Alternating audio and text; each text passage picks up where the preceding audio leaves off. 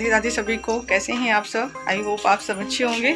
तो अभी सुबह के 8 बज रहे हैं और ये दोनों अभी तक सो रहे हैं। ये देखो, आज मुहर्रम की छुट्टी है तो कल शाम को ये कह के लेटे थे विराटू कि कल हम सुबह बहुत देर तक सोते रहेंगे, तो जगाना नहीं मुझे। पहले से मुझे ये आर्डर दे दिया जाता है शाम से ही, तो मैंने नहीं जगाया। केवल दोनों लोगों को इकट्ठा कर दिया एक खाट पर और वो वाली खाट उठा के उधर खड़ी कर दिया, बिस्तर सब थोड़ा सा डाल दिए हवा लग जाए। और मुझे अभी निकालना है धान, क्योंकि चावल ख़त्म हो चुका है, तो मैं जा रही हूँ धान निकालने। और अभी लाइट आएगी तो चक्की पे पहुँचा देंगे सीधे। इस समय आप 2-3 दिन से देख रहे होंगे, कभी गेहूँ जा रहा है चक्की पर, कभी सरसों जा रहा है। आज धान का नंबर है। तो सुबह के टाइम इतनी गहरी नींद में तो कोई सोता नहीं है। तो अभी जब हम आपसे लोगों से बात कर रहे थे ना, तो इन दोनों के कान में आवाज़ पड़ी, तो इनको लगा कि कैमरा ऑन हो गया है, तो झटपट ये दोनों भी उठ गए हैं। और घर में कुछ नया काम करने लगो ना, तो बच्चों को बहुत ज़्यादा शौक रहती है काम करवाने की। तो अभी उठे हैं विराटू और कह रहे हैं कि हम बाहर नहीं जाएंगे, फ्रेश नहीं होंगे, पहले मुझे ये धान निकलवाना है। और सम्राट कह रहे हैं कि मम्मी ये अभी धान है, लेकिन जब ये इसका छिलका निकल जाता है तो ये चावल बन जाता है। ये अपनी जानकारी दे रहे थे। तो अभी ये खाट बाहर निकलवाना पड़ेगा, क्योंकि ये बिल्कुल टंकी के पास में है, तो धान निकालने में दिक्कत होगी। तभी इसको बाहर निकलवा देंगे। और सम्राट तो जा रहे हैं, लेकिन विराटू कह रहे हैं मम्मी हम अभी जाएंगे नहीं, हम काम पहले ख़त्म करवाएंगे आपके साथ में।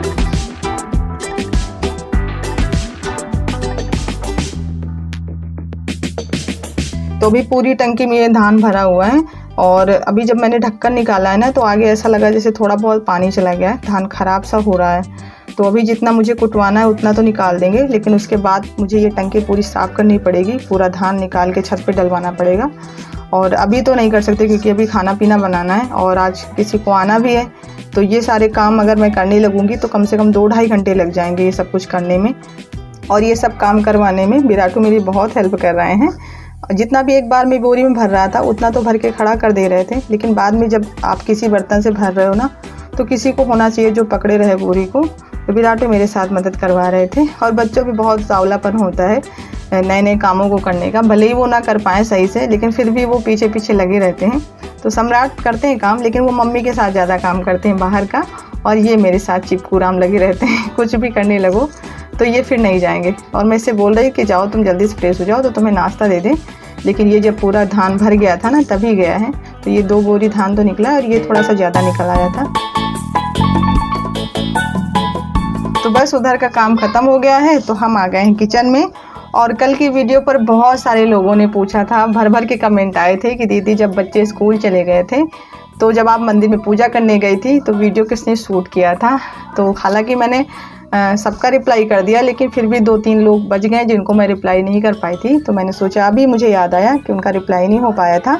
तो कल वीडियो जो है वो मेरे पतिदेव शूट कर रहे थे जब मैं मंदिर पूजा करने गई थी, क्योंकि बच्चे थे नहीं तो वीडियो शूट कर देते। और ऐसा नहीं है कि सिर्फ पहली बार वो वीडियो शूट कर रहे हैं, घर में भी जब मुझे कभी लगता है कि किसी दूसरे की ज़रूरत है वीडियो शूट करने में, तब अगर वो खाली हैं, घर पर हैं, तो वो मेरी हेल्प कर देते हैं।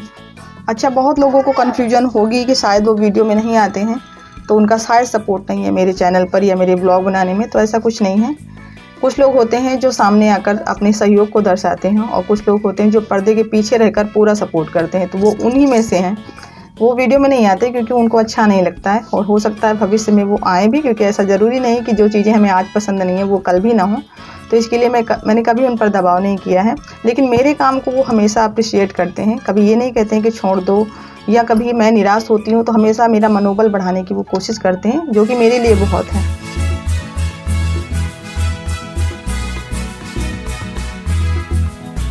और अभी आप लोगों को पता चल गया होगा कि मैं क्या बना रही हूँ। यहाँ पर कढ़ी बन रही है, क्योंकि हमारी जो बड़ी वाली मौसी हैं वो आने वाली हैं। तो मौसी को रिकवच है, बरा है, कढ़ी, ये सारी चीज़ें बहुत पसंद है। तो जब भी वो आती है ना, तो मैं सोचा करती हूँ कि उनके लिए क्या नया बनाऊँ। तो अभी मट्ठा रखा था, तो मम्मी ने कहा कढ़ी बना लो, कढ़ी अच्छी लगती है मौसी को। और मौसी को थोड़ा सा गैस की प्रॉब्लम है, पेट से थोड़ा सा परेशान रहती हैं। तो दाल वाली चीज़ें उन्हें अच्छी तो बहुत लगती हैं, लेकिन खाने के बाद उनको फिर प्रॉब्लम भी हो जाती है। तो मैं सोचती हूँ कि कुछ ऐसा बनाऊँ जो उन्हें पसंद भी हो और उनके पेट के लिए भी फ़ायदेमंद हो।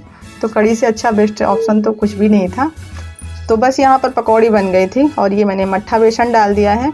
और इसके साथ में ही मैंने दाल चावल रोटी सब्जी सब बनाई है, क्योंकि कढ़ी पता ही है कि आधे लोग नहीं खाते हैं। तो चलो मौसी के बहाने ही सही हम लोगों को भी कढ़ी खाने के लिए मिल गया, नहीं तो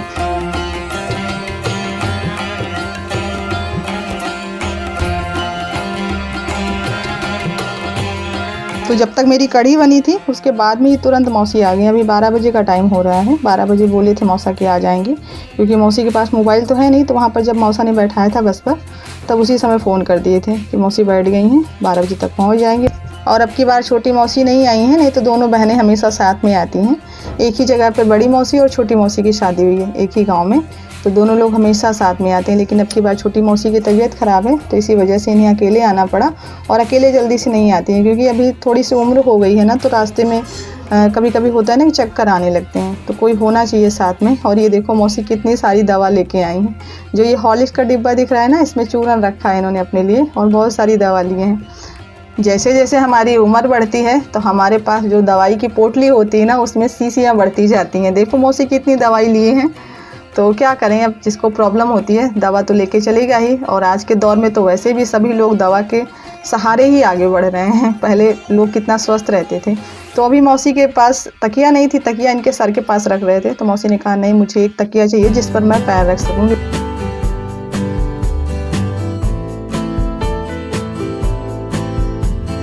और ये वाली मौसी जिसके यहाँ भी पहुँच जाए ना, समझ लो रौनक पहुँच गई है।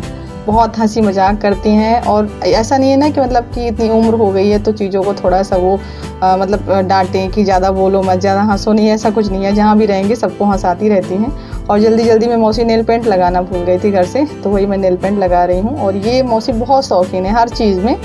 मतलब उम्र होने के साथ मैंने लोगों को देखा है कि वो सोचते हैं कि चलो रहने दो, पर ऐसा नहीं है। तो मौसी अभी आई थी मामा के यहाँ जाना उनको राखी बांधने के लिए, तो बस वो निकल गई हैं।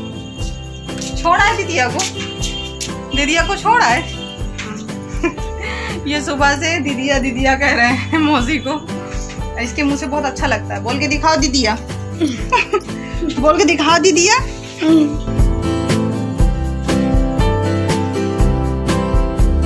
कुछ लोग घर में चाहे 1 घंटे के लिए आए चाहे 2 घंटे के लिए आए, लेकिन जब वो जाते हैं तो बहुत दुख होता है।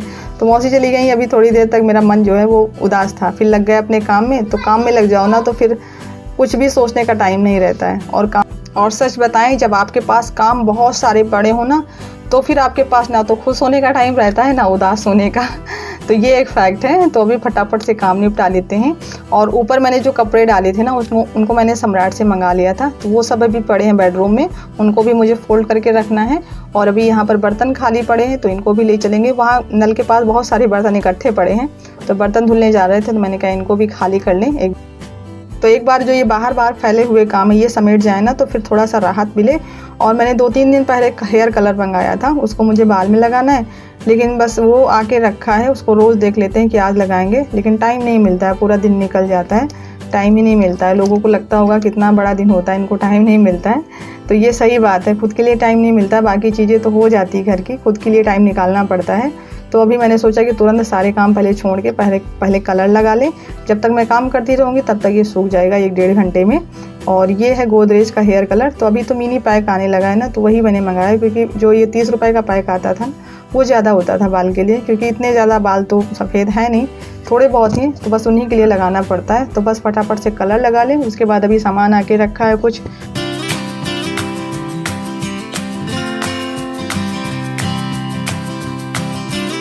तो घर के सारे काम निपटा के मैंने हेयर कलर लगाया था, और ये अभी पड़ा था, इसको मैंने छोड़ दिया था, क्योंकि अब हेयर कलर लगाने के बाद भी कोई काम होना चाहिए ना, क्योंकि इसे सुखाना है।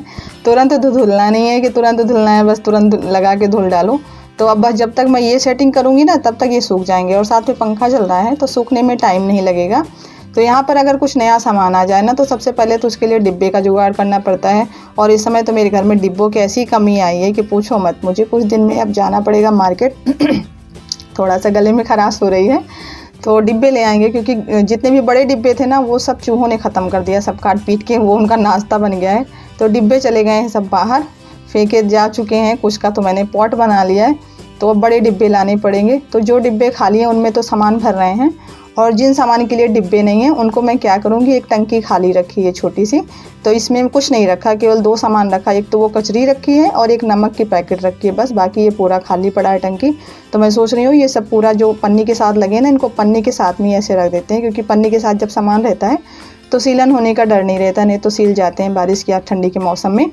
तो चलिए आज के ब्लॉग को यहीं पे एंड कर रहे हैं, क्योंकि इसके बाद मुझे बाल धुलना है, नहाना है, और ब्लॉग को यहीं पे एंड कर दे ताकि मैं सुकून से नहा सकूँ, नहीं तो दिमाग तो ब्लॉग पे अटका रहेगा। तो मिलते हैं आपसे नेक्स्ट वीडियो में, और ब्लॉग पसंद आया हो तो लाइक सब्सक्राइब करें। Bye bye.